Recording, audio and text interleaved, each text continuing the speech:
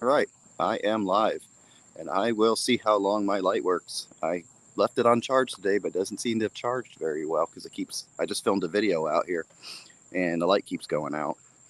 But I'm out walking and just seeing who's up. I checked. I don't see anybody doing a live stream right now, so I figured I would just go ahead and pop up and see if anybody's around. I should be out here for about an hour or so. I'll do my best to keep the light on there.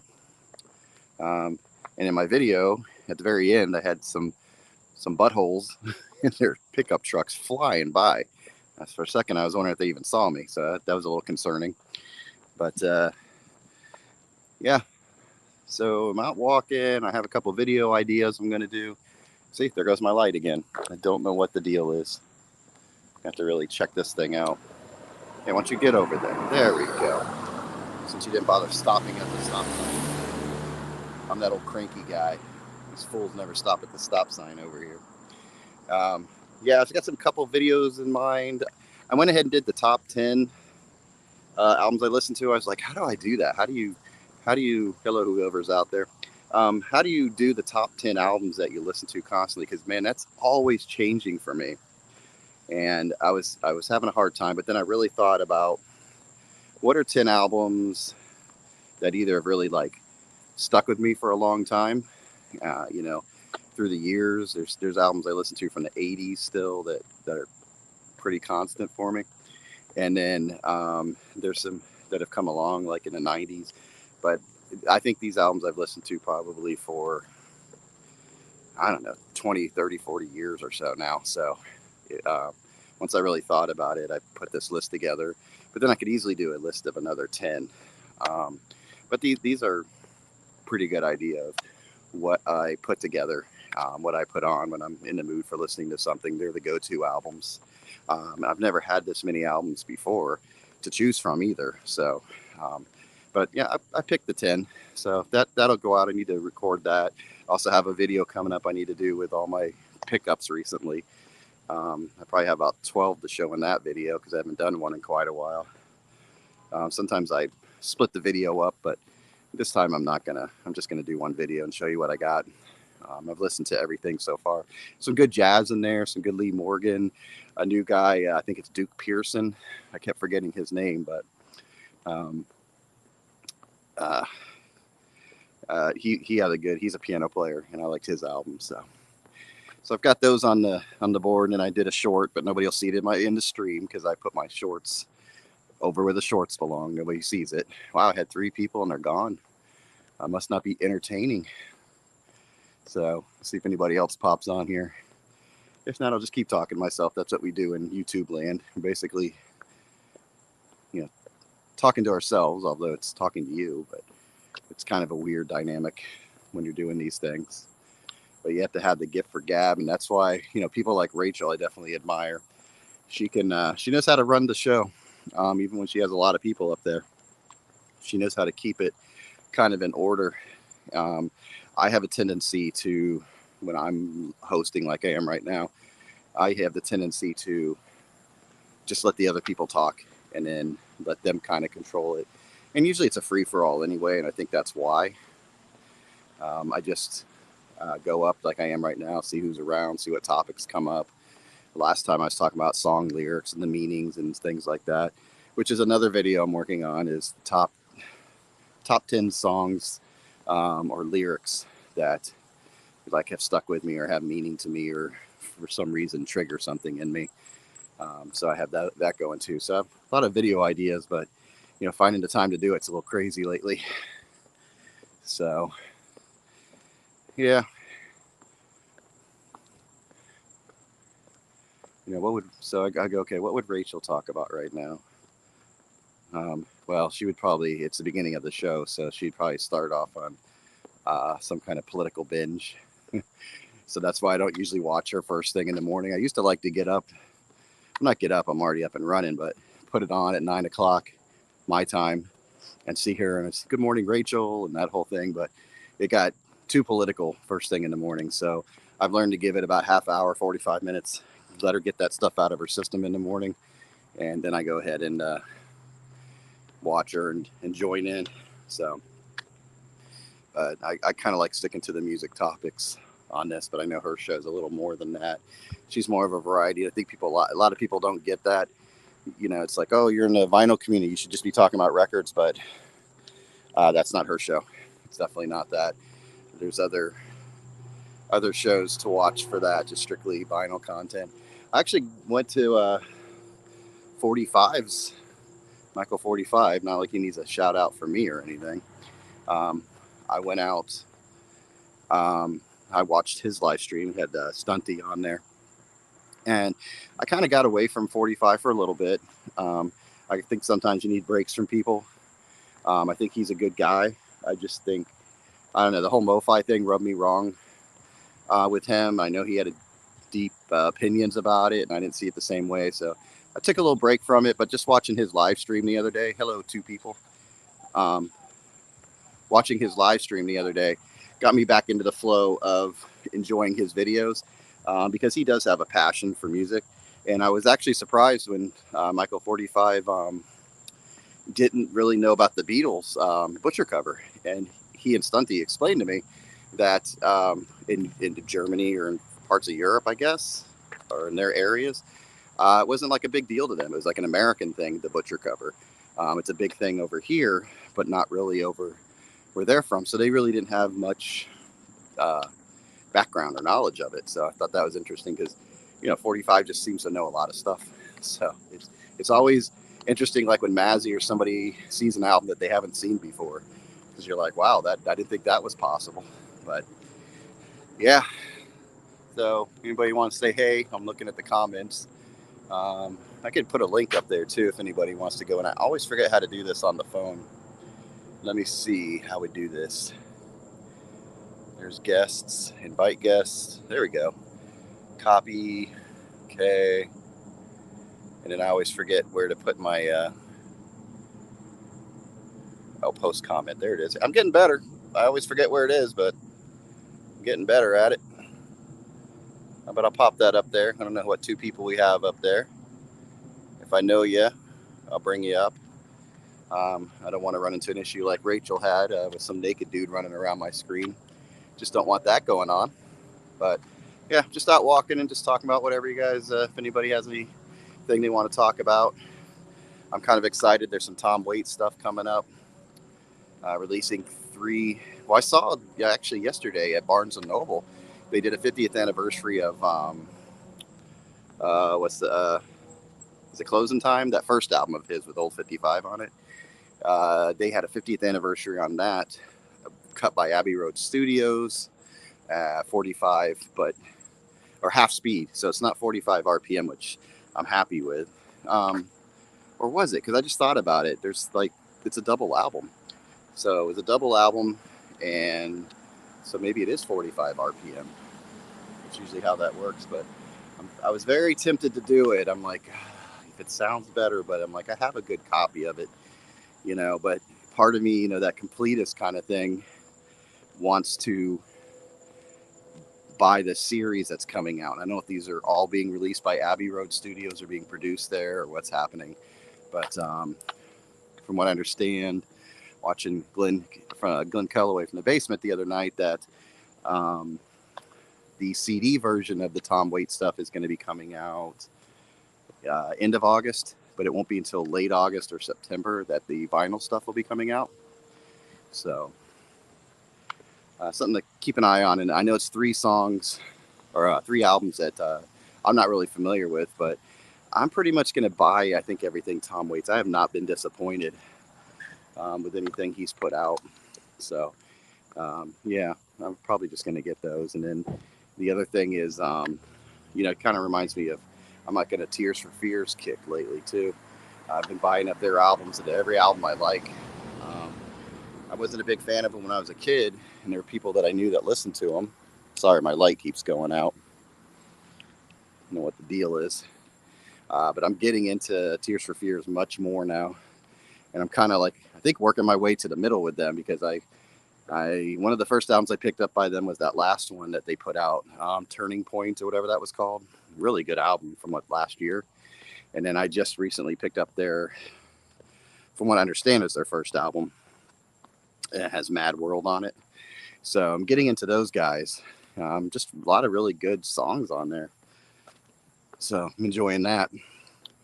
But and I also saw too, Mazzy did a video, and there's a Neil Young archives that's out, and it has the album I've been looking for on vinyl, Freedom. It's the album that got me into Neil Young.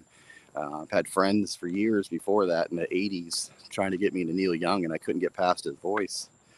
But I listened to Freedom, and man, that is probably rocking in the free world because it was such a rough around the edges song. And I started understanding, enjoying his voice. So that led me into other things, and then Harvest, and then what was the other one after the Gold Rush, and then it was all over for me at that point. So yeah, but if anybody, when I get the one person in here, if anybody wants to talk, I'm gonna head back towards the house. If we don't get anybody else up, I'll just end it at that point.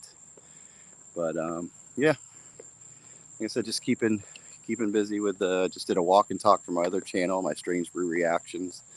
Just did a walk and talk as a Beth Hart song, Leave the Light On. And man, that was an emotional song. Autobiographical, if I said that correctly. Oh, hey, Charlie. Big fan of Waits. Yeah, I'm getting into, I think my Waits journey began with vinyl. I can't remember what quite got me into him. I think I saw some videos on YouTube, and I liked him just kind of riffing.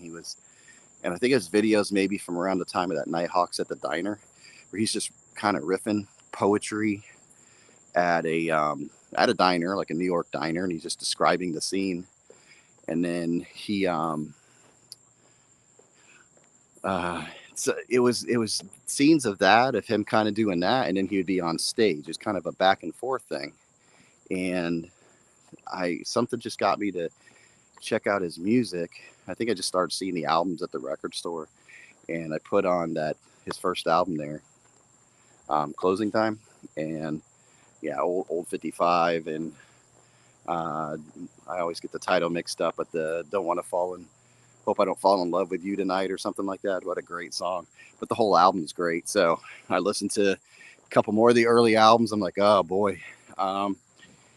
And well, there was a time, it's interesting too. Maybe, yeah, I can't remember exactly. That's about when that's the time I started buying the albums. But I did listen to a couple of CDs before it really got really strange and stuff. Let's see, started with Small Change. Yeah, it would be great. I always heard people talking about seeing Tom Waits live, and I'm like, what's the big deal? And then I saw the videos, and it's a show, man. He gets the megaphone up, and then he just does these different acts, and people flying through here. Just entertaining, just really good. Heck of a performer, just natural. I love his acting too. I saw him in that Western by the Coen brothers. I think it was just a Netflix thing. Was it The Ballad of Buster Scruggs or something? It was a Western, but it had different sort of like short stories in it that intertwined. And Tom Waits was one of the, he had a whole thing in there. And there goes my light again. I like the character that he played in there. I liked him when he played in Dracula. There's just been other things that I've seen him in. So yeah, he's just a character. And then there's a podcast that he has that I just actually came across on Audible. And it's, who knows? He's a guy that makes just crap up and makes you believe whatever he's saying. But he says in that voice of his, he's like, yeah. So my son said you should do a podcast. So he's like, so I'm doing a podcast, and he said I should just stick to a topic. And he's like, I don't know if I can do that. I was going to talk about this, but now I'm going to talk about this. And he does it so rough, such Tom Waits style, that he, hey Sam, what's up? Talk about Tom Waits in that podcast. He's actually, when he does the podcast, his face scrapes up against the microphone a lot. So it's pretty funny. I don't know if you wanted to come up, Sam. I put a link up there. I'm just out walking. But yeah, the podcast is just highly entertaining. If you like Tom Waits or you're intrigued by Tom Waits, you got to go to Audible. I think they're free. I have I guess a membership. Yeah, because I signed up, and you get a certain amount of free books throughout the year, and then they have extras and Audible originals and things like that. But oh yeah, I think you were on when I was talking to Glenn about it. But yeah, I listened to it again, and there's not that many on there. It seems like they're missing or something. It's not a complete set of whatever recordings he did. But I'd like to get a hold of that or something. It's so fun, like personal. It's like when Tom Petty, I still listen to his channel on Sirius, and it makes me sad because he was having so much fun doing that show, that Buried Treasures, I think, on Sirius. And just listening to the fun he had, and man, the music knowledge he had. I mean, I was writing down songs of artists and songs by artists that I knew but never heard the song before. So yeah, it's just really cool. But listen to the Buried Treasures definitely makes you miss Tom Petty big time. So, and he was just a natural, like, talent for it. I'm sure he was probably high as a kite doing it too, and just got on there and have a good time. But really well organized, really enjoyed it. But one thing that kind of came out of Tom Petty's death, is like this resurgence of Mike Campbell, this rising of Mike Campbell. I always knew, you just associated him with Tom Petty. I never really, I knew he was a great guitar player, no doubt about that, but never really realized that the talent he held on his own, and plus the songs he'd written, like Boys of Summer and things like that. So, but then these two Dirty Knobs albums, it's just amazing.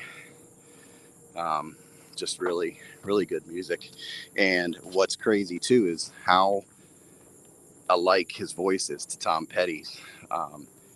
That nasally sound, the way he sings. Because the first time I heard the Dirty Knobs, I walked into the record store and they were playing it, and I'm like, wait a minute, I'm pretty good on my Tom Petty background. I know a lot of Petty, but I'm like, what freaking song is this? What Tom Petty song is this? And I go over and they're like, oh, it's Mike Campbell. I'm like, what? So I'm listening and I'm like, God, sounds like Petty. Even the phrasing and certain, I'm not saying he's copying him. We're not doing like a Greta Van Fleet compared to Led Zeppelin thing here. It's just I'll send a link, Sam. Hold on. I put it at the top, but I'll send it again. Let's see. Guests, invite guests, copy. You're making me use my knowledge. Let's see. Paste it. Boom. Something moving around out there. Okay, there it is. But man, yeah, he sounded so much like him. But it wasn't him trying to be Tom Petty in no way. I got my light again. Having light issues tonight. Car coming around the corner like a maniac too, up behind me. But yeah, it was no way in any. But you could just see his influence on Tom Petty, I think. When you hear the Dirty Knobs, there he is. Boom. Add to the stream. That could be taken the wrong way. Yes, sir. Add me to that screen. Now what? Okay, so hold on. It looks like my Bluetooth isn't connected again. Let me see here. One sec. It's weird. I've got you on my laptop and also on my TV screen. That happened last time, and I didn't notice it until somebody came up. Now I should be able to hear you through here. Can you hear me okay? There we go. I don't know if you can hear me better. Yeah, I can hear you fine. That's weird because I shot a video. Oh, that's why I did the same thing last time. I shot a video on my other phone where I do all my walk and talks, because I had to get a second phone because every time I tried to record a video, somebody called me, so I could never finish the dang video. Yeah, So I hate that. I literally, I got a used phone from somebody, and I just use it for that. I put it on airplane mode and all that. So yeah, but yeah, I caught you at the right time. I just finished watching a show on TV, and then I was like, let me see what's on YouTube, see if anybody's posted anything, and I'll see you live, and I'm like, yeah, let's see what John's talking about. And you're talking about Tom Yeah, Waits, Tom nothing. Petty. Yeah, well, yeah, right up your alley. I know that. Yeah, Yeah, I was just talking about those. I'm excited about those 3 albums coming out, the Tom Waits, and yeah, and then I think his little podcast thing led me over to Tom Petty and Buried Treasures. I just love that Buried Treasures Buried thing. Treasure is so good. I love that show. And then, I mean, they also have, like Steve Ferroni, the drummer, has a show, the New Guy Show. And Oh, then on the Tom Petty channel, like he still does new episodes. And Benmont Tench has a show, and now I think Mike Campbell has a show now. oh, see, I'd like to hear Mike Campbell's. I probably Yeah. all those guys. Bidmont, since he put out that one, or they reissued that jazz type album that he put out. Yeah. Kind of jazz, I guess. It was kind of different feel to it. Yeah, But he got a couple of Dylan covers on there, and it's kind of just like mid-range kind of stuff. But a couple years ago, he was talking about he was recording a new one. But I mean, because that album's 10 years old. yeah, Only one. yeah, I had no idea. Yeah, So I'd buy I'd buy another one. I mean, I enjoyed that album. I'll I take need to go anything play it. from any of the Heartbreakers. I'll take anything. I know Campbell and the Knobs have a new one. I think pretty much under wraps now. Oh man, Their third one. he's But the cranking Knobs them have out gone 'cause through so many lineup changes already. Oh really? Yeah, they we'll see. Like obviously, like he started that band with Ron Blair, the original bassist of the Heartbreakers, before he rejoined the Heartbreakers, I think. And then he left because he became full time with the Heartbreakers, and so he added the guys that made those first 2 albums. But since that album, the drummer has first the lead guitar, the band director, I guess, Jason Sine is his name. He quit. I think it was just becoming too much for him because he'd played with Mike since like 2004 or 5, and then a few months ago the drummer quit. He plays with like a rock band based out of Italy, I think, and like he was starting really start touring with them. I guess that's like where his money was coming from, and so like they left amicably, but it was because so like Mike's been touring. Like he toured with Phil Jones, the session player, for a little bit, and he toured with he's toured a couple times with Ferroni, who was the the drummer for the Heartbreakers the later years, and then he also toured with Stan Lynch, the original drummer, and that was their first time hanging out since they were inducted in the Hall of Fame like 15 years ago.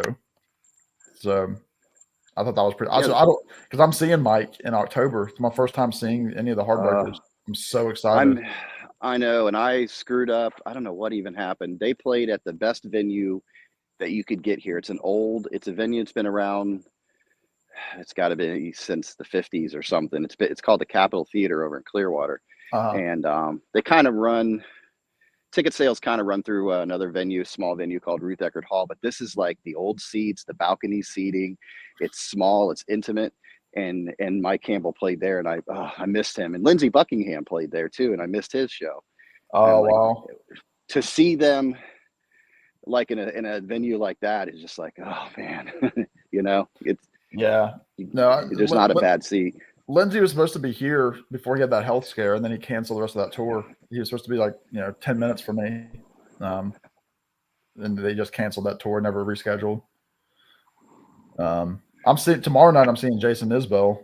It's my first time seeing him. Yeah, I gotta just watching this. This guy's watching me walking around. Oh, is he driving? Why are you watching me, man? He's driving, but he's like stopped his car almost. He's like, "What is this guy doing with a light on, walking around?" Oh, I get that a lot. Yeah, I'd like to get into Isbell. He's just not. I just haven't given him time yet. It's all these artists that I've heard a little bit of him, and it intrigues me. So I want to hear more. So yeah, it's interesting. I'm a very, very, very casual fan of his. Actually, probably within the last 6 months is when I've actually started seriously listening to him. And the only reason I'm going to the show is because some of the tickets that were originally like $45, they sliced them in half, and so I got like a 20. Like after fees, it was under $40 to go, and so I was like, I need to go because I mean, even at the very least, they say like his guitar tone is just unmatched for anybody touring right now. That he just rips it on guitar, and And he is a great songwriter. Now I got dogs after me. Hear them? Oh, You're getting all the wildlife. sounds all like the the wildlife out here. Florida wildlife. Yeah. Well, I was out. We gotta reply to one of these real quick because you are more into Nick Cave, right? I don't know Aren't anything about you? Nick Cave. Who am I thinking of then? There's somebody else you told me to listen to. Maybe. No, I don't know much about. Nick Drake. I I know. like Nick Drake. Okay. Oh yeah, yeah. Yeah, Yeah. Sorry, Charlie. Charlie. Yeah. Yeah. Not. I can't say I'm not a fan. I just haven't really listened to his stuff. It's just one of those artists I haven't gotten to yet. Seen them with Dylan and the Grateful Dead. Sound was terrible. Is he talking about? I don't know who Petty he's talking probably. about. Probably Petty. Did he? Oh, He toured with Yeah. Dylan. He toured with Dylan. I think there was a brief overlap with the Grateful Dead as well. huh. Okay. Yeah, I saw him. Yeah, twice, and then it was Steve Winwood open one, and then Jackson Brown open one. Yeah, the Steve Winwood tour, which was like during the Mojo years, that's the closest Petty ever got to me when I was actually interested in Petty, and I didn't go Yeah. because it was an outdoor it was a festival, and I was not doing festivals at that time. Yeah, I don't think I've done one blues festival here. Got to see BB King like in the late '80s. That was cool. That is cool. Oh yeah, he's talking about Petty. Yeah, you're Yeah. right. Yeah, Yeah. I hate that I miss Petty. Like Mike Campbell's been the closest thing, and it's a standing room only small venue, so like it's potential that I could be sitting front row for Mike Campbell. Like absolutely. Oh man, try to get a set list. Oh no, and he does like 7 or 8 Petty tunes, Yeah. live.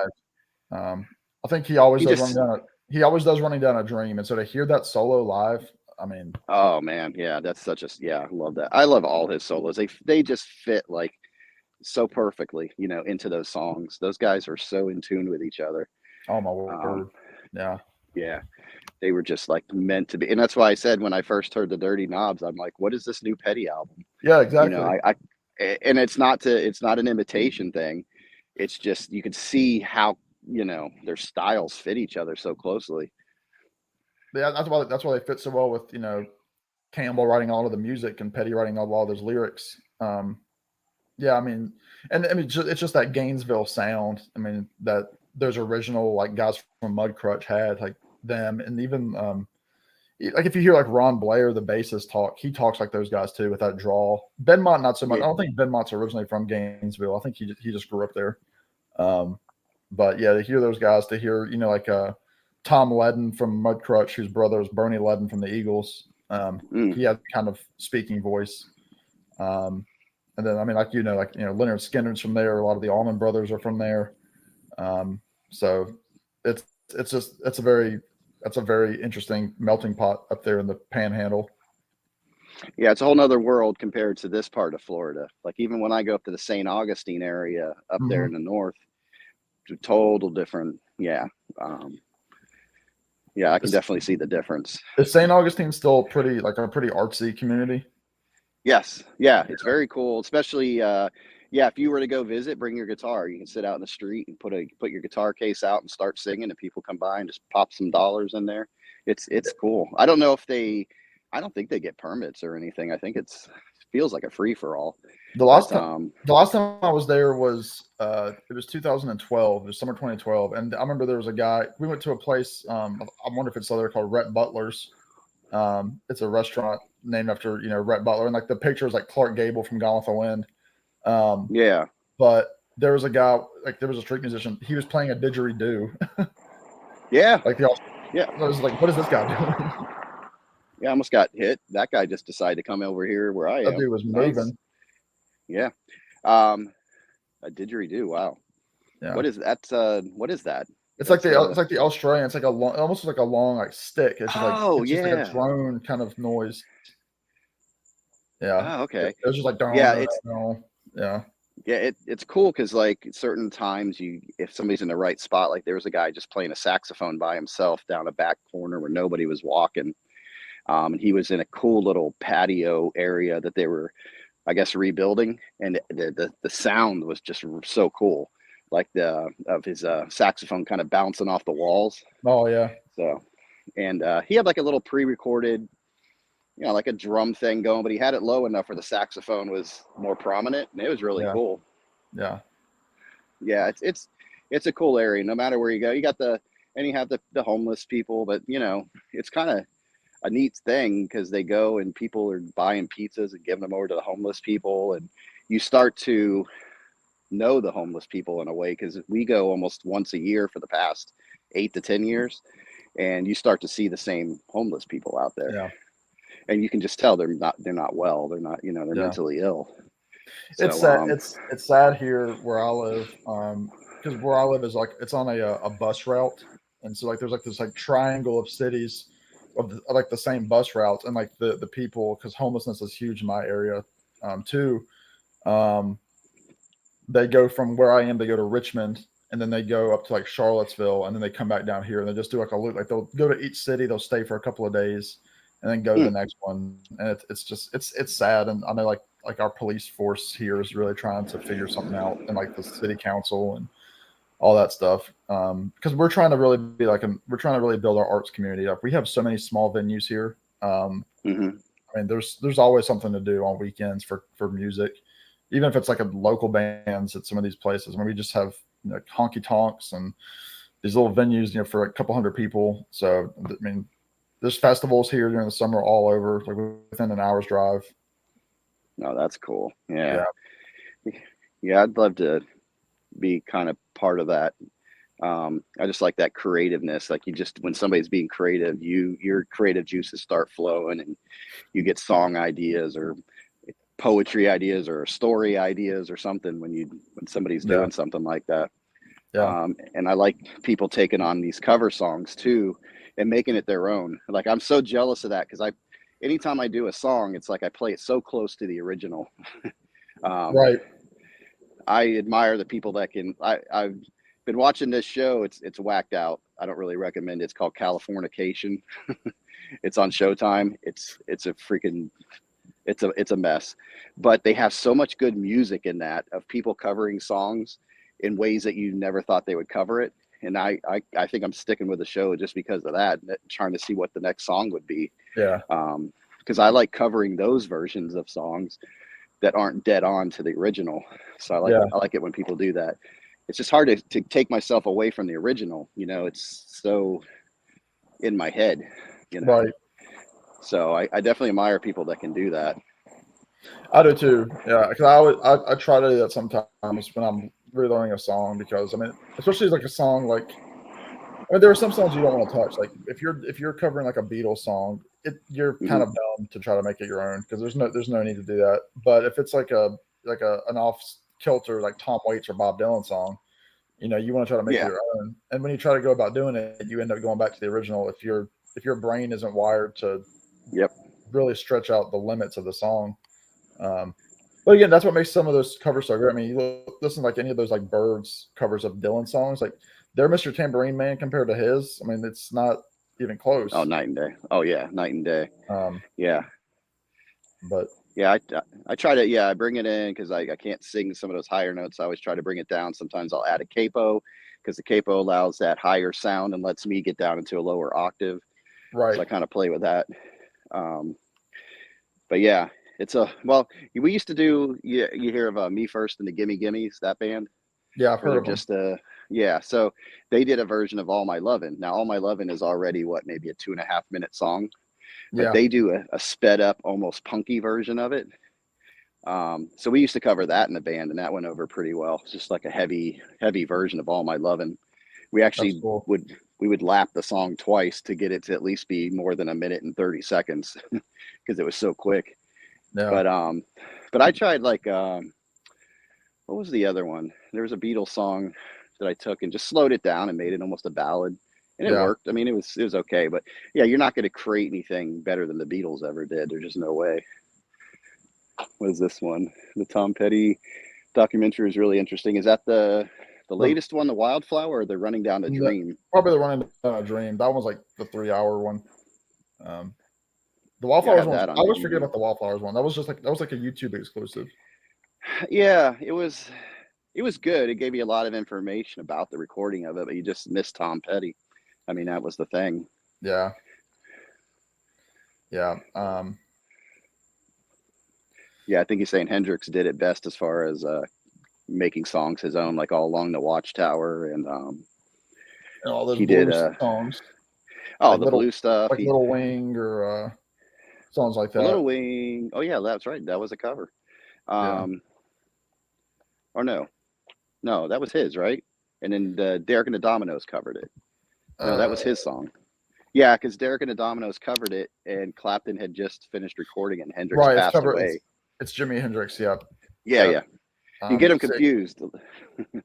yeah. I don't own any Jimi Hendrix. Believe it or not. No? Wow. No.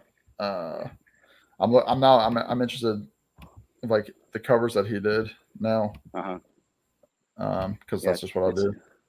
it's an experience, especially like the last one he did with the as Jimi Hendrix in the Jimi Hendrix Experience, because you could hear that jazz fusion coming in. Right. In parts, it wasn't heavy, but you could hear what he. If you listen to that one, you listen to the Jack Johnson that Miles Davis did, you kind of get an idea what those two would have done together. Yeah, it would have been pretty wild. Yeah, you know that they would have crossed paths, or yeah, him and Miles would have, no question. Or like, Chick Corea, he would have jumped in there with those guys. Yeah, and they'd already talked about it. That's the hard part. It's like in January of 70, they were in New York talking about it. Yeah. And then Hendrix passed away later, August or September or whatever. It's like, man, what that would have been like, what that would have done to jazz fusion, I know, it's crazy, and you do wonder where, like, if Hendrix would have followed the path of somebody like Prince, like going into like the 80s. Yeah, I don't think. Well, I mean, those are two different artists as far as guitar work. I mean, everybody forgets how good of a guitar player Prince was. Yeah. But Hendrix wasn't going to dance like Prince or do the James Brown No, stuff. he's not a showman necessarily. I mean, he burned his Right. guitar, and like he was kind of in that regard. But Yeah, he was an artist. That was art almost, like burning the guitar in the flames, and and you watch that video and how casually he just does it. Just puts it down, and he's put that lighter fluid on it. It's like, that's pretty killer. That's cool stuff. Yeah.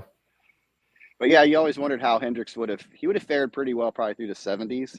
And then you wonder what he would have done in the 80s or 90s. Yeah. What place would he have? Yeah, it's hard to say. I mean, would he have followed, groups like Jefferson Airplane, for example? Like, they kind of fizzled out. I mean, they were still together and doing things in the 70s, but and then obviously they broke into like Jefferson Starship and Starship kind of thing. Like, it makes you wonder if he would have tried to go through like adding like synths to his music and things like that. If he would have, how he would have been like fighting off against like the prog rock people, like Yes and Rush in the 70s. Yeah, he wouldn't have gone down that route, but he definitely would have. I feel like he might have fallen more in line with like the jam bands and like the Grateful Dead when they were really kicking off their career, because he could stretch out a solo for a while. Yeah, would he be as big as he is now? Would people still look at him like the way they do now? That right, dying young thing. A lot of his thing is the legend aspect of it, where he died like James Dean or Marilyn Monroe, people like that. Like just because they died young, that they're held on. I mean, not because they didn't have their talents, but that adds to it. I mean, the Jim Morrisons, the Kurt Cobains, the Amy Winehouses, the whole 27 Club. Good Biker night. That dude was moving. Lord. Yeah. Yeah, and like Jim Morrison, if he hadn't burned out, I don't know, because the Doors were kind of getting fizzly there at the end for me. Even though a lot of people look at L.A. Woman as like one of their strongest albums, it's one of their favorites. Yeah. I don't know how long they would have held up. I think they would have broken up at some point. I don't know what Jim Morrison would have been. Would he be doing like duets, 80s duets with like whoever, Sheena Easton or something? would he be going down that route? I bet you he would have gone down like traditional pop. Like, I bet you he would have been one of those guys to move into like American Songbook kind of stuff. Okay. Like Rod Stewart. Yeah, I can hear that. Because he had that baritone. Yeah. I think he would have softened up in terms of his, like, I think his music would have. I think he would have dropped the edge to his music to be honest with you. Yeah. Yeah, it Um, makes you wonder because you look at artists like Aretha Franklin that made it a long time, but I can't listen to anything from Aretha once she gets into the 70s, and there was just nothing for me. no, It was no, so good in the beginning, it's like I couldn't do that. she started taking on that modern type singing that became, the thing, like the whole diva persona took over, like with, people like Yeah, Mariah Carey that kind of like follow that, and like, the people in the 90s and 2000s. right. I don't know. Yeah, and she had like Pink Cadillac or whatever, but it's just not my. It's a great voice, but you go, huh, I'd rather hear you stripped down with a piano or something. Like I Just don't even think hear that voice. somebody like even like I don't think Janis Joplin would have gone far with her career. I really don't. I don't think she would have lasted, like some of these people, like, the Carole Kings or the, those female voices, the Stevie Nicks, whoever it might be. Yeah, Yeah. she wasn't quite like, Carole King had the songwriter aspect too. She had that to fall on, and Yeah.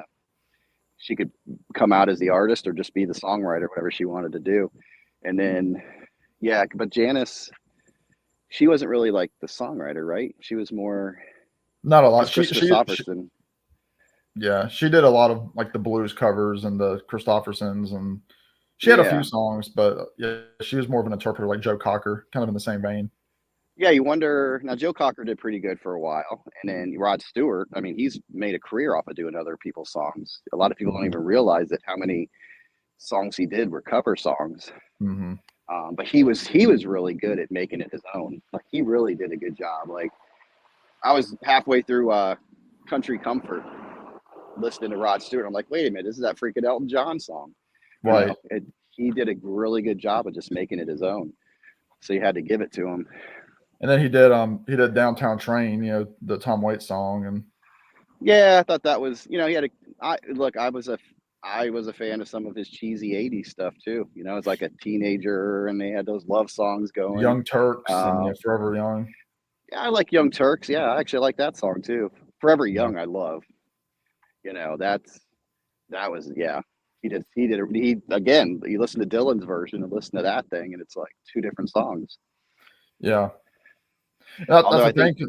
It is two different songs, but there was a lawsuit because it was so similar in terms of, the subject matter, that I think he had to give Dylan some co-write to it, even though the song lyrically it's not the same at all.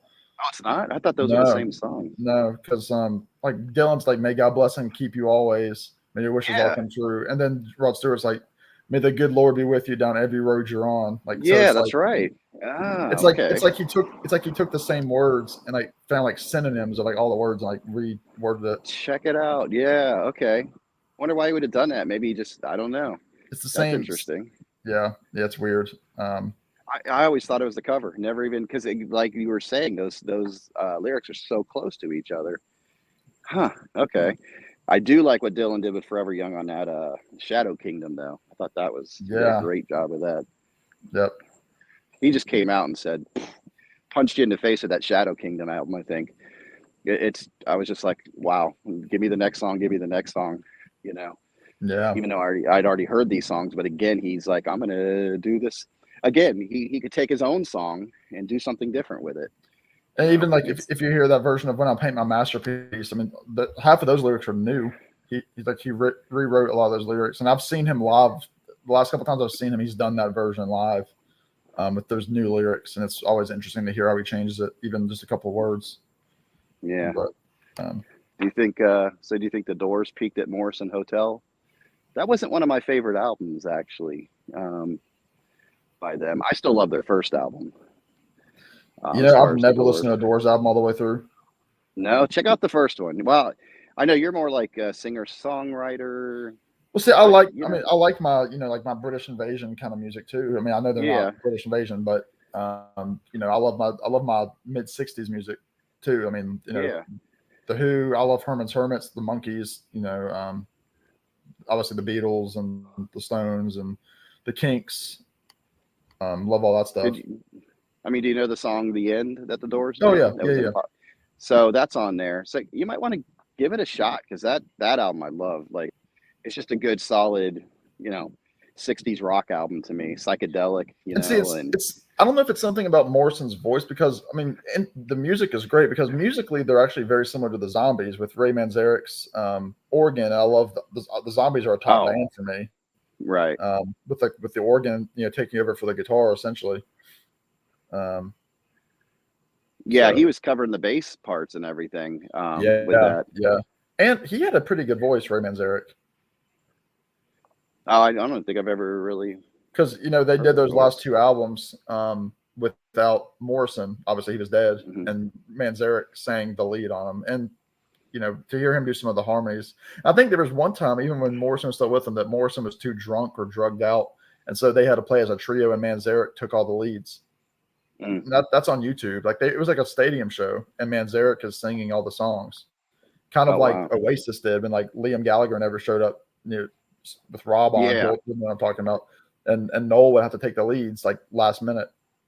Yeah, I put a link up there, Rob, if you want to. I don't know what you got going on. I would assume I'm probably going to head off here in a couple. I've got work tomorrow at 8 a.m. So. Oh yeah. I've got to be at the office too, so I've got to drive to get there. So how far is your commute? I'm at the office Monday through Wednesday, and it's about 40 minutes to get there. Okay. That's not too bad. Yeah, I was driving an hour 2 years ago, and then I moved to where I currently am, and now it's 40 minutes. So I don't miss those days of, well, first of all, being the banking industry and being stuck in a cubicle looking out the window at the world, Were you in banking? I didn't know that. Yeah, I was in I started in collections actually with Chase. So I was just sitting on the phones collecting, and Saturday mornings waking people up at 8 o'clock. Hey, you owe us money. So yeah, I started there, and then me and another guy, we kind of messed around with they had these archaic computers, like very standard computers, but we found a book and we started learning how to program so we could like push a button and it would fill in stuff for us on our screen. So we started doing that, and they caught on to that, and then that led us going over to the automated dialing systems. So we started as a geek over there learning how to do automated dialers, write scripts and things like that for collections, not the telemarketing stuff. Interesting. So, yeah, whole nother life before kids. Yeah. My aunt and uncle both work for, and they're not married. It's different aunt and different uncle. They both work for Wells Fargo. My aunt works in the fraud department. Okay. So she works 1 week at home, 1 week at the office, and goes back and forth. She's been there for probably 30 years. And actually, a girl that I work with, whose last day is next Wednesday, she just got a job at a local bank in marketing, and she's kind of like, yeah, we're they're going to be hiring. She's like, if you want to maybe look into it. And she's like, they offer me more money, and I'm like, I like more money. Yeah, more money is good.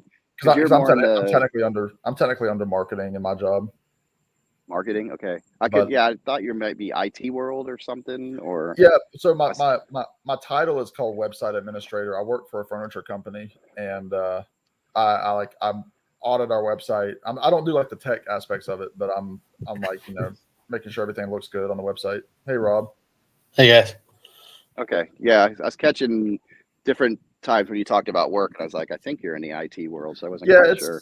Like I said, my boss is the head of marketing at my company, and Rob and I kind of have some crossover because I work in furniture, and Rob works more on like the actual parts aspect of it, like the lumber and the wood aspect. So we're kind of in the same vein, and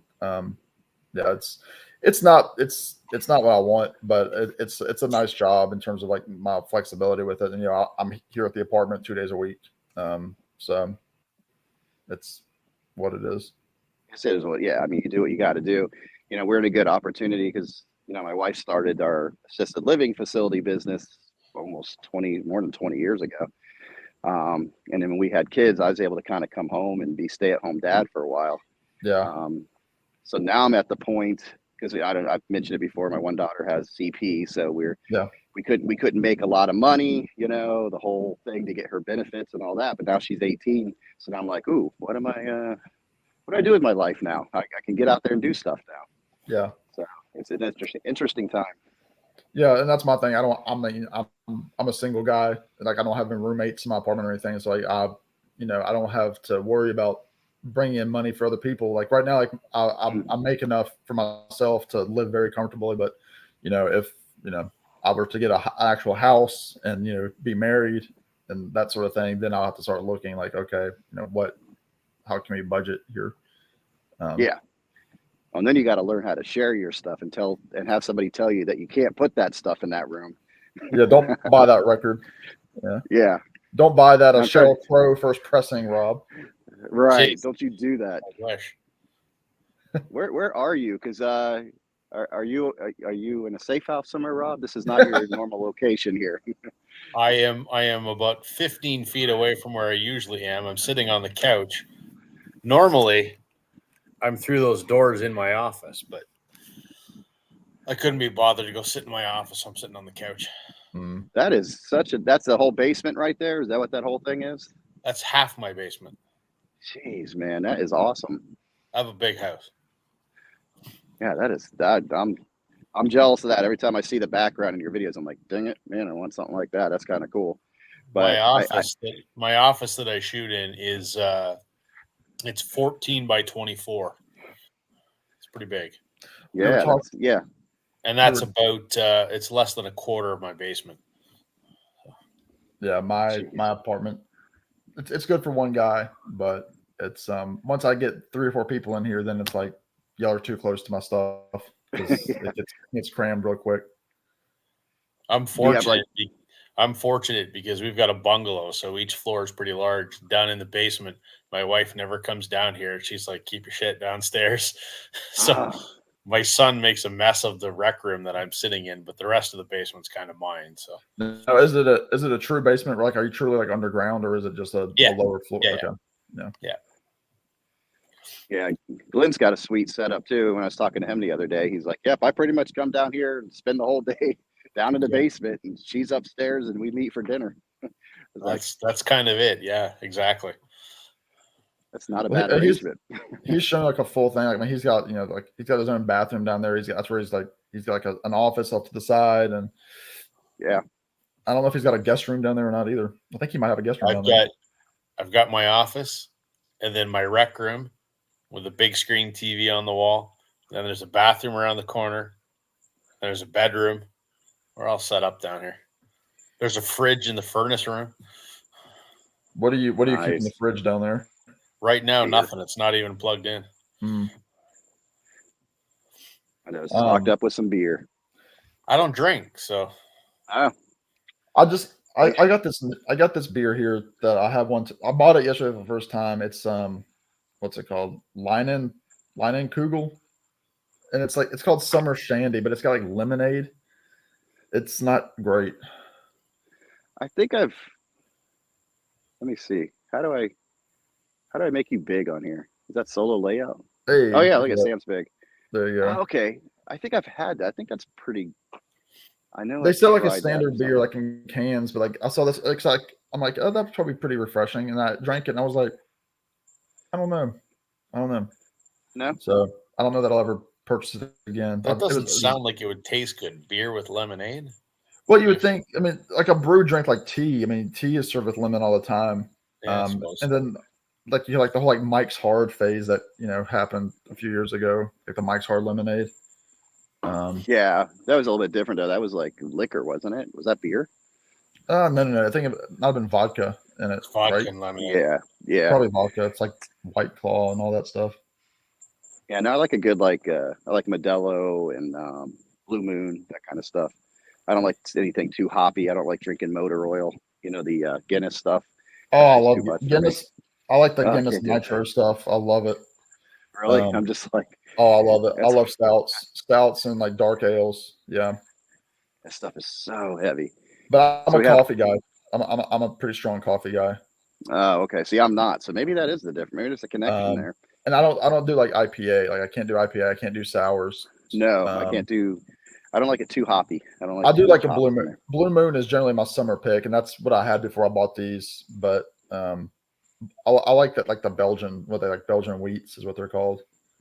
Yeah, like a Stella or a right in there, Modelo. Stella. I don't like stuff like Heineken, like that stuff, like that skunky European beer.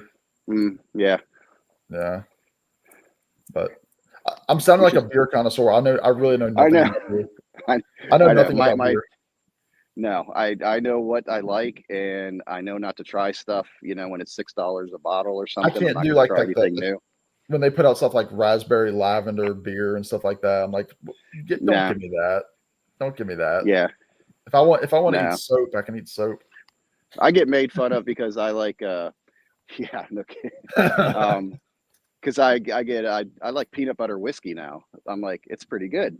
It's not as strong, but it's like if I don't want that thick like whiskey taste, Yeah. it lightens it up a little bit. So I actually like that. But the Bob Dylan brand is pretty damn good though. I like that one. I had that last for the first time. I had that last summer with a buddy of mine who lives in Asheville, North Carolina, and I liked it a lot. But it's like one of like the more like like the more manly things about me is I like my like straight Scotch and like or like a martini. That's like the most classy aspect.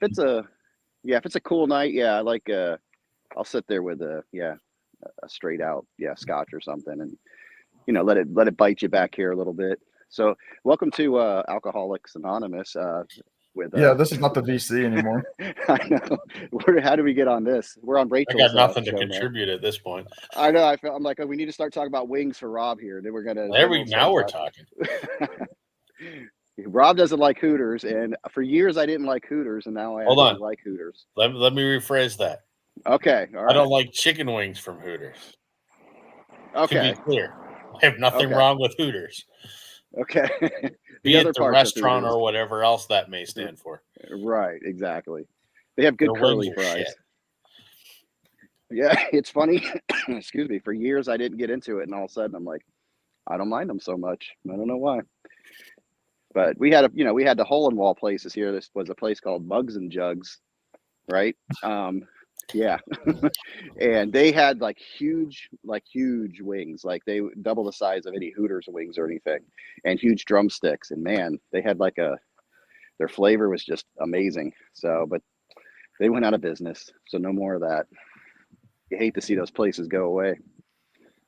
The chicken wing, as we know, it was invented at the Anchor Bar in Buffalo, New York, and they still have the original Anchor bars still there, and they've got a few franchises here in Southern Ontario because we're just right across the border from Buffalo. I love going there for their wings; they're just fantastic. Are they on the larger size or like as far as the size of the wings? Or they're not the little tiny ones. They're but they're not giant. They're sort of medium size, but they do a damn good wing. My thing is, I don't like. I mean, this is going to sound very much like a prima donna thing, but like I don't. As you know about me, Rob. I'm Mr. I don't even know what you want to call me. Like I don't like getting stuff in my hands when I'm eating. Like, right. I don't like the idea of that. It freaks me. Like even like as a little kid, like I was never a kid to like play in the sandbox. Like I hated the idea of like sand like getting under my fingernails and so like going to the beach like the wet sand. I hated that. I hate that feeling. I still do. What's the word for that? Yeah, it's a weird sensory thing. And so like eating like like the hot sauce like with the wing and that sort of thing. It's just like. The sloppier, the better. Get it all over your face. No, I'm. It's funny. Yeah, I don't mind getting into it, but I'm so also like self-conscious about like people looking, and here I am with chicken in my teeth, and like sucking your at the thumb. same time. Yeah. But at the same time, I'm like, I don't give a crap. I dig in with all 5 fingers and just go for it. Yeah, if I ever if I'm ever asking a female out on a night on the town, No. I'm generally not going like a rib joint or a wing place. I made that mistake one time, and I ordered wings, and then they got there. I'm like, there's no way I'm eating this in front of her. So I just said, I'll take those to go, and I'll have a chicken sandwich or something. Just eat a side of fries. Yeah. Yeah. You forget about that. I'm like, there's no way this is going to go well. I've been married for so long, it doesn't matter. Yeah, at this point, oh my God, yeah. Me and my wife, we go out and we're just like, yeah, we're pigs. We don't give a crap. We just go at it. I went out with somebody once, probably it was about 3 years ago. We went out a couple of times, and like it was our first date. We went to a Panera Bread. Do y'all have those up there, Rob? Yeah, absolutely. Yeah. Okay. Yeah. Way overpriced. I hate Panera Bread. It's like we're people like my mom will go and meet her friends, kind of thing. But Yeah. it was a good safe place to meet, and it was like I can just get a coffee or something. And we went, and like she was so nervous and so like anxious about the date. Like I was like, get what you want, like get a muffin or a scone or whatever. It's like we got a couple of like I don't know, croissants or scones or whatever. She would not touch that food. Like she was going to take it home. Like she was so nervous. And I'm like, I'm kind of hungry. I'm looking at my blueberry scone. I'm like, I kind of want that with my coffee, but I'm like, I'm not just gonna be sitting here shoving this down with this girl. Right. So, If she's not eating, yeah, you're like, oh crap. no, it's like we ended up leaving, and like I drank the coffee, and like I ended up just giving her the scone because I'm like, this is not gonna be good tomorrow, and I don't really need this in my life. So I'm like, here, take this scone. I would have said this date ain't worth it. I'm eating. Fuck this. Yeah. Are you gonna eat that? I just finished mine. If you're not eating that, you gonna eat those tots? I don't even think she drank her coffee. Like I think she had like one sip of her drink too, and it was just like, okay. Was she like the girl on Big Bang Theory? See, there's red flags right there, Sam. Too high. Well, we went out. We only went out a couple of times, and then I was like, yeah, thank goodness. I'm not seeing this. Yeah. High maintenance. Yeah. Let me catch up a little bit. So we have somebody saying hello from Hong Kong. Lala, Layla. I guess. Layla, is that what it is? Lala. Looks like Lala. I just named my dog Layla. We just got a new dog, and I named her Layla. I finally got my name. After the song, I assume. Absolutely, yes. I wasn't sure in the beginning, and I started calling her by it, and I'm like, oh, it works. It works. So let's see. It's great to have a bomb shelter, Rob. That's what I call what they call their basement. I don't have a bomb shelter, but I do have a hidden room in my basement. Oh, do you? Like a safe room or whatever they call it? Well, I wouldn't call it a safe room because, I mean, you can get into it, but you wouldn't know it's there. We had this... the basement was already finished except for the part where my office was. I built that. But I noticed that one day I was walking around and I was figuring out, what's on the other side of what wall. And I'm like, there's a very large space underneath the stairs that they just walled in. And not just the part underneath the stairs, but then there was like a 3 foot wide, a full 9 foot tall, all the way along the length of the stairs. And it was all just drywalled in. And I'm like, I could use that for storage. So in the spare bedroom, I'm like, I could cut a hole through this wall, but I'm like, I don't want to put a door in here. My wife's like, are you going to do something stupid? I'm like, well, yeah. I'm going to make a hidden room. She goes, well, that's actually kind of cool. So I cut a hole in the wall. Sure enough, there had to be probably 40 square feet that had just been drywalled in. And it was, wow. Like you can stand up inside it and walk down the whole side of the stairs. So I'm like, all right. So now there's a 6 foot tall mirror hanging on the wall, except it's not hanging on the wall. You can grab the back side of it and you can open up the mirror and you can go into this hidden room. And there's actual lights and everything. Turn the lights on and it's just a cool hidden room in the basement. So it's not quite a bomb shelter and it's not quite a safe room. But if you had to hide in there, no one would know you were there. That's cool. So 2 questions. So 1, did you find any dead bodies? No. And 2, did you find Narnia? Did you go through? Well, I guess it wasn't a wardrobe, so you couldn't find Narnia. So. What I did find is a good place to store 15 guitar cases. So there you go. Those, that always comes in very handy. I've run out of space for my guitar cases, and they're pretty bulky. Exactly. All right, guys, I'm heading out. I've got to get ready for bed here for work. But John, thanks for having me up. I guess I'll see you tomorrow night, Sam. No, tomorrow's my concert. That's right. Jason Isbell. There you go. So I'm seeing him. I think it's at 8 tomorrow night. So y'all enjoy. I don't want to talk about concerts. That's a sore topic for me today. Taylor Swift. So she just announced 6 Canadian dates, all in Toronto. And we had to register as a verified fan to get put into a lottery for the opportunity to buy tickets. Okay. Yep. So there's 6 Canadian shows, and it's where the Jays play. So there's roughly 250,000 seats over the course of the 6 days. Wow. So I pre-registered as a verified fan to get put into the draw. And for those 250,000 seats, there were 22 million people that registered. Good night. 22 million people registered for 6 shows. Good That is- Lord. And so they did the Insane. drawing tonight, and I'm on the wait list. So is my wife. It's like, fuck. Yeah, 22 million people. this is they're comparing her to what the Beatles had, that success that the Beatles had. It's you don't recognize it or whatever, but when you do think about it, you're like, yeah, she's having that success right now. She is just, it absolutely she's- is. I mean, the caliber of music is not even in the same ballpark, but in terms of the cultural impact, absolutely. Yeah. And she's doing, absolutely. she's doing some good stuff. It seems like, definitely helping record stores. She's, Right. there's no way you could bash her or anything. It's, it's not Well, my lots type of people do music. because they dismiss it as, bubblegum pop shit. And I get that, but I'm just fascinated by the whole thing. That's just Me too. this far into her career, right. she's just freaking on fire. She just gets bigger and bigger, and you go, there's no way you can top that. And then she does, and you're like, holy shit. Yeah.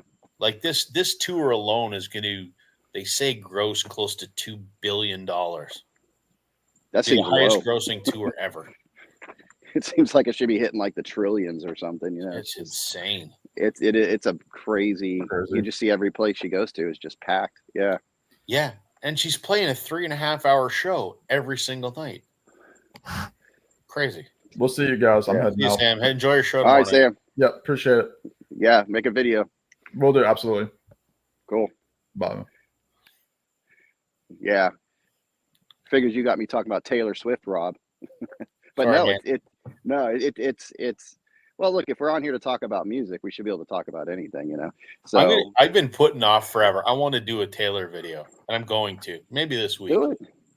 Look, I'm a Swiftie. I admit it. So fuck it. Do it. Yeah, I've gotten so past the guilty pleasure thing and whatever.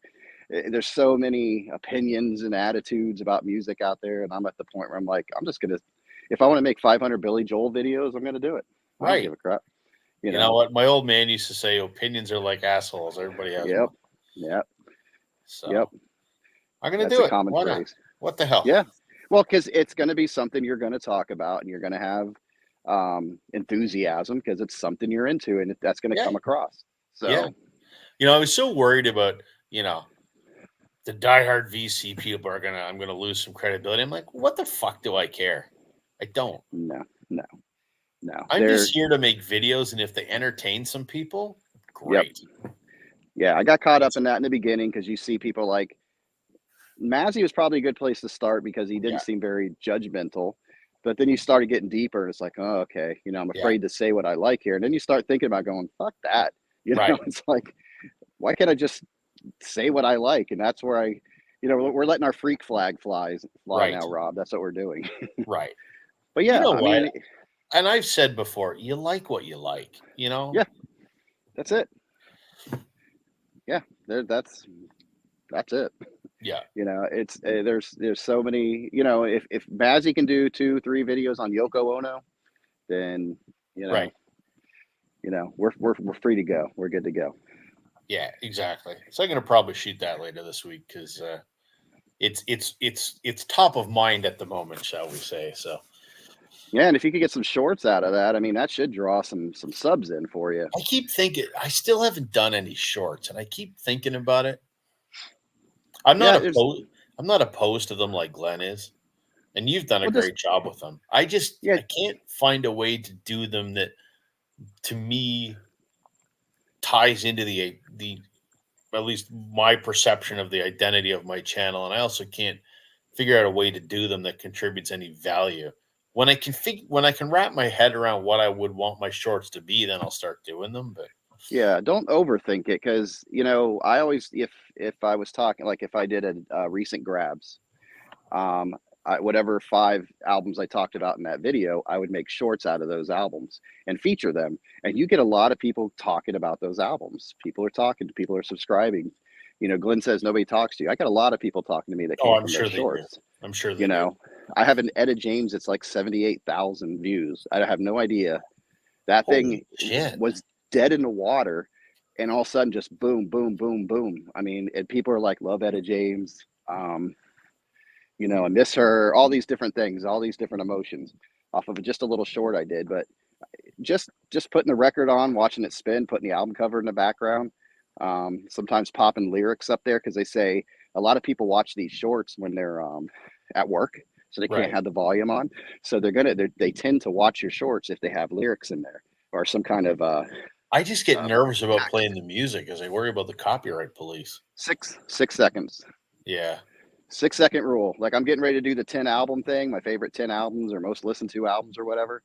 I did a short on there and 6 seconds of a song, a 3 second little gap, and another 6 seconds. And the Ah, copyright never comes up. I did a whole video with my daughter on the Mandalorian, so I have right. clips of the show on there. As long as I kept the clips, any audio or video, 6 seconds, and gave it at least a 3 second gap in between, not one copyright claim. I may have to try that then. That's an interesting idea.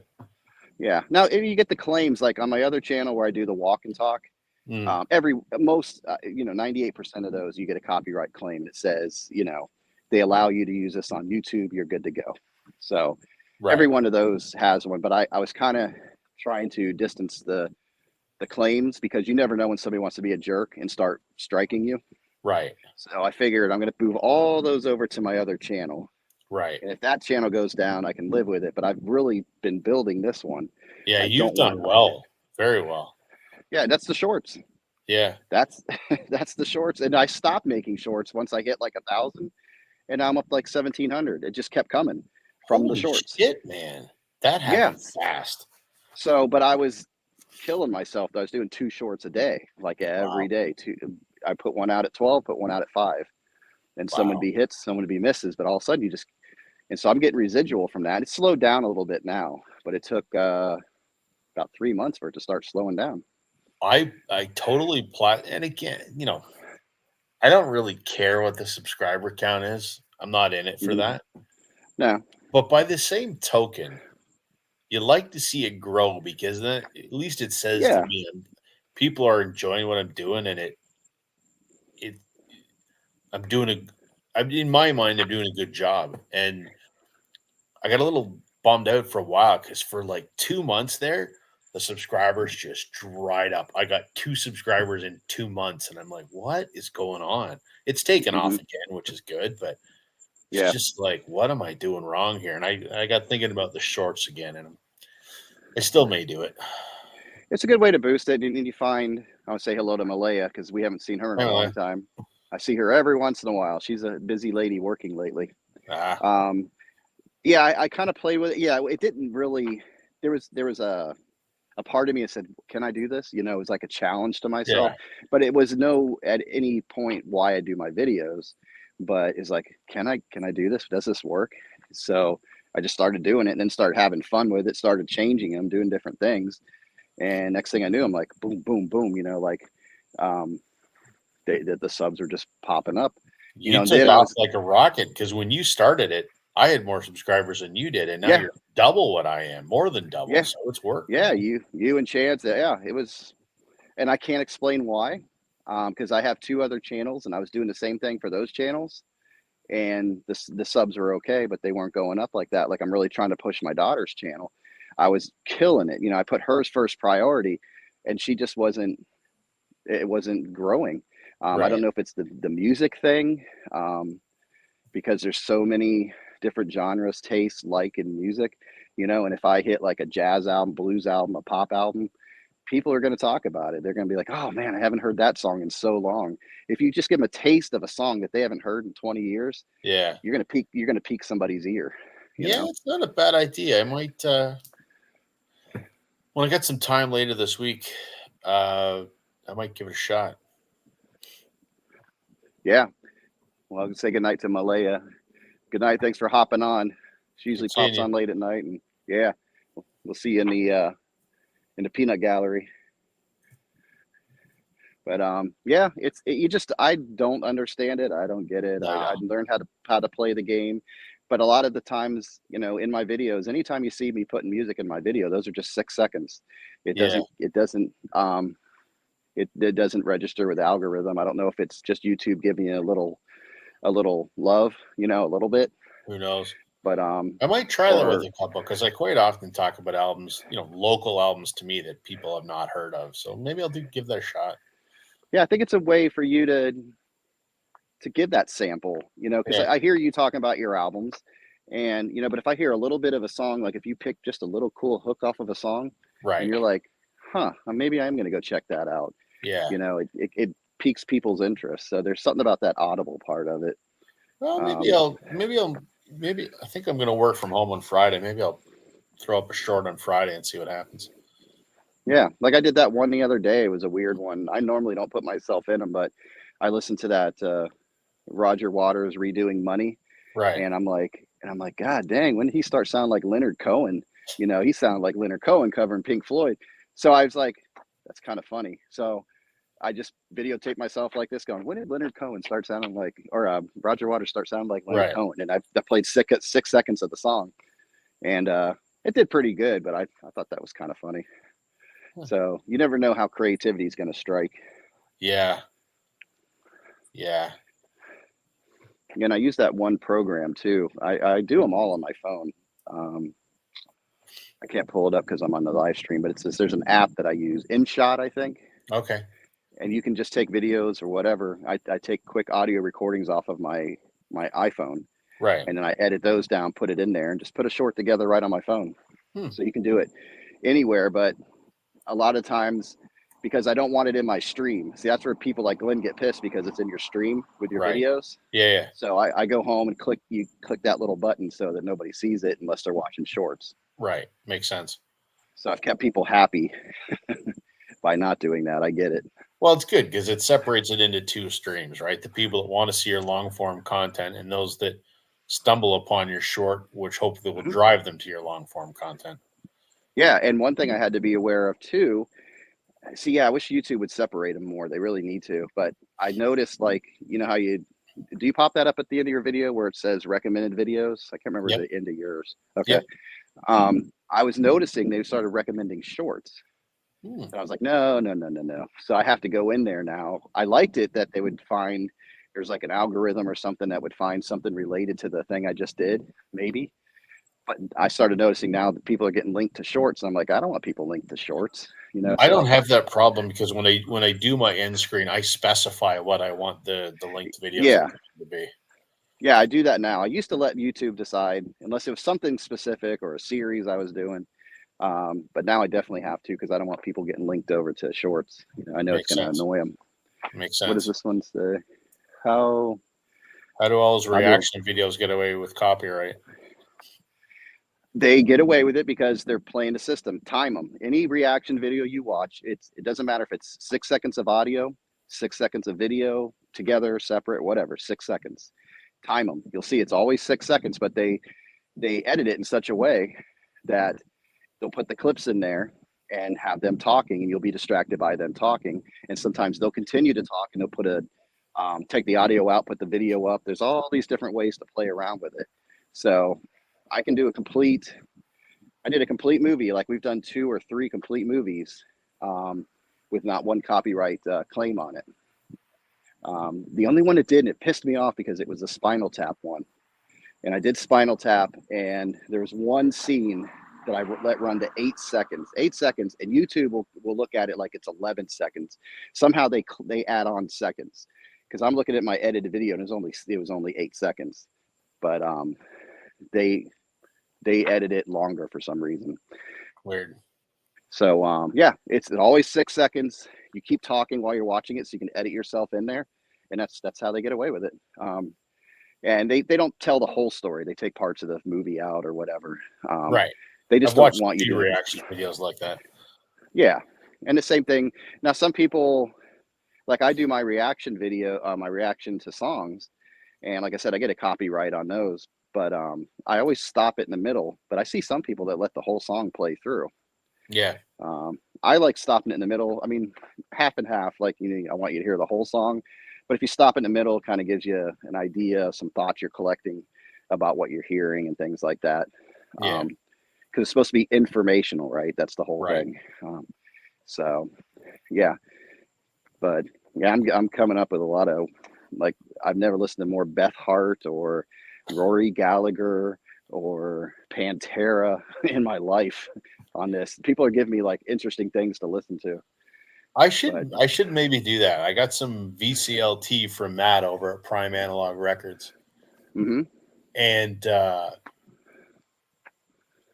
I had no idea what he was sending me, and I took a guess before I opened it, and I was right about what he sent me. None of it is anything I would ever listen to in a million years. It could But be good and bad. well, I don't know if you know Matt, right? You've watched some of the videos from time to time. Yeah. I think I know who he is, yeah. So Matt is incredibly knowledgeable, but his taste in music is pretty broad, but he's passionate about stuff that I'm certainly not. I mean, and I shared this story when he was on one of my live streams a few weeks back. I did the first interaction I ever had with Matt was well over a year ago, and I do a lot of videos, as you know, about Canadian music, and I did Uh-huh. this one, and he just laid into me in the comments, just Oh. roasted me that I didn't mention Gino Vanelli, Oh, you talked about, okay, yeah, I know you talked about this with Glenn, yeah. right? And I'm like, it's Gino fucking Vanelli. We don't give a shit up here. Yeah, Like I he couldn't, yeah. he went on about how, you know, he's so great, whatever. You know, I applaud Matt's passion for it. Right. So I'm like, I bet he sent me some Gino Vanelli, and he did. And I'm going to listen to it. And he sent me some Jaco Pastorius and a few Mhm. other oddball things. And I'm going to listen to them, and I'm going to make a sort of I was going to review what Matt sent to me, but maybe I'll actually listen to snippets of it and do the 6-second thing and Yeah. offer up my thoughts. That's a good way of doing it. I might do that. Put it, you know, you can upload it and do it private first. I don't know Yeah. if you normally go public or Yep. private or whatever you Yep. do. Go private, see if it finds anything, and it shouldn't. Because every time I do 6 seconds, I put it private, I go back, nothing. So I've never had an issue with 6 seconds. But Yeah. it's funny with those guys, they don't seem to understand. Like, it is hard when you hear somebody say they don't like your artist, you know, somebody you love and you love every freaking song by them. Right. It's hard to go, wow, how come you don't hear that? Right. But some of these guys, they get in there and they do take it personal, almost like you're knocking the artist. But, you know, like Jaco, I gave him a chance. I don't like Weather Report. I don't like that type of jazz. Weather Jaco, Report is one of the albums that he sent me. okay, I can't get into that kind of jazz. It's too, and You know even what? Wayne I Shorter's in listened there, to it and I went, I get why this is good, right? but is it going to be something I'm going to listen to regularly? No.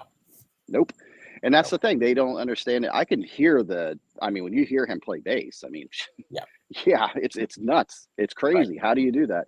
How do you get so Right. much sound out of, you know, 5 fingers or whatever? Exactly. But it's not clicking for me. It's Right. just not. I can understand the talent. Maybe I'd go see him live because I probably would enjoy it live. But yeah.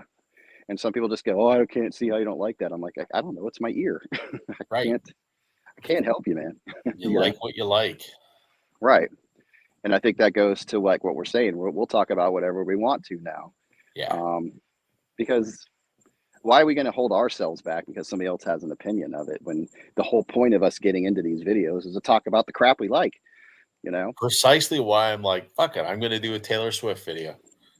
Yeah, do it and I'll And watch who it. cares? I don't care. Who cares? Because Who cares? yeah, it's exactly. And so what? So maybe you'll learn something about Taylor Swift, or maybe you'll learn something about it. Oh, that's got to be harmful, right? Right. To learn something about an artist, you know.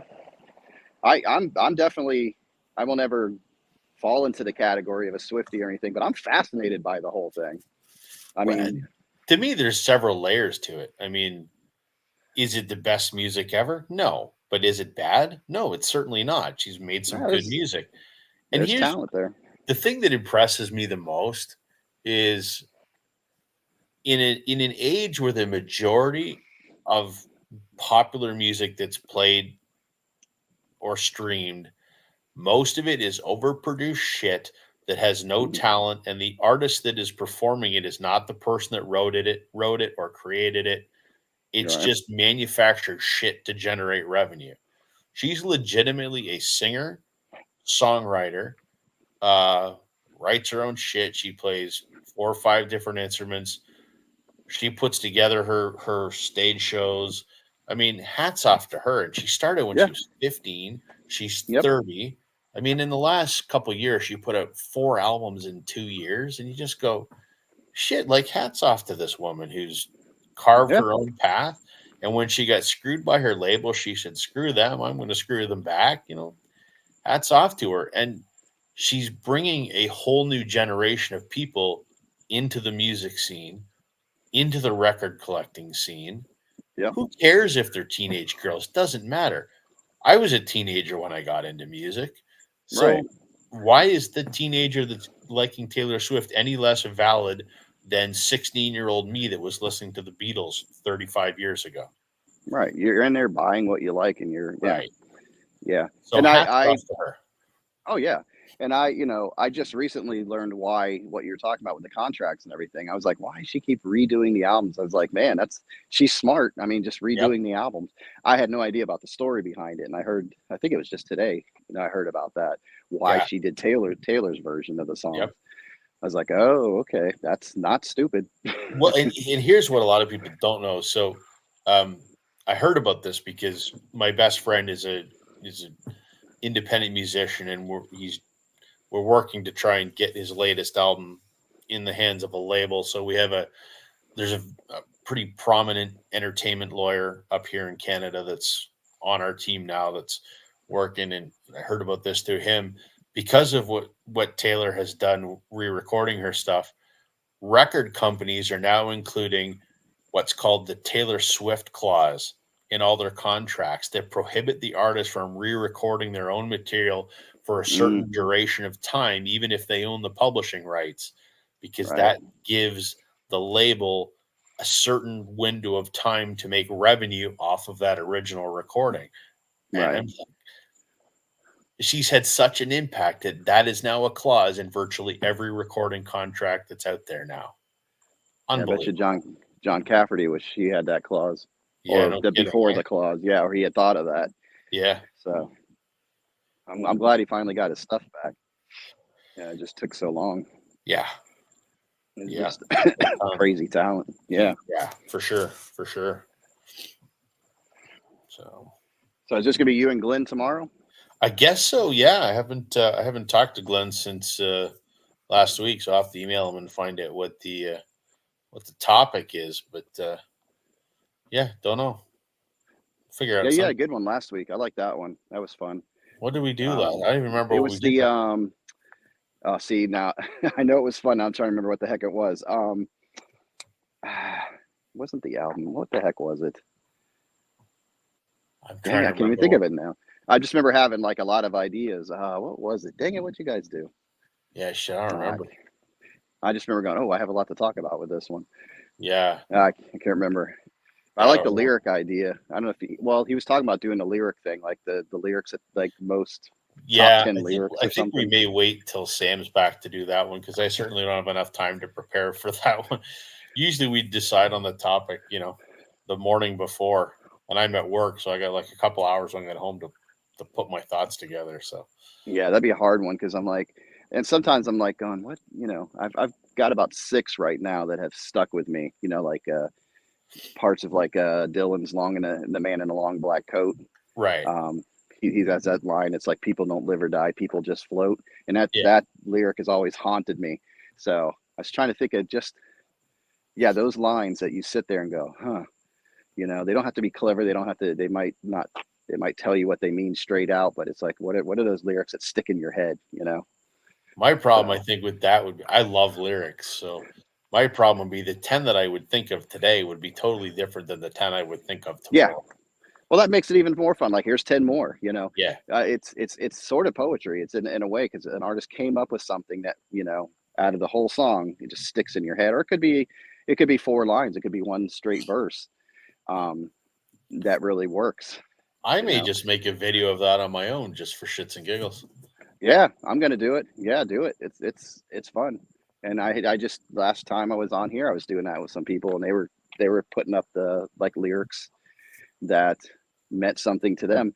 And it's interesting because, you know, some of them I'm like, I don't get it. You know, it seems very basic, but something about that line Yep. stuck with this person. I'm like, so it makes you think about it too. Like, Yeah. again, like how can you like that song when I hate that song, you know, kind of thing, or vice Yep. versa.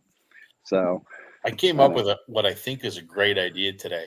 You see so many videos, and we've done live streams about, you know, fantastic debut albums that are the band's best or whatever. mhm. And I thought, so as I was driving today, I was listening to Abbey Road, which is the Beatles' last album.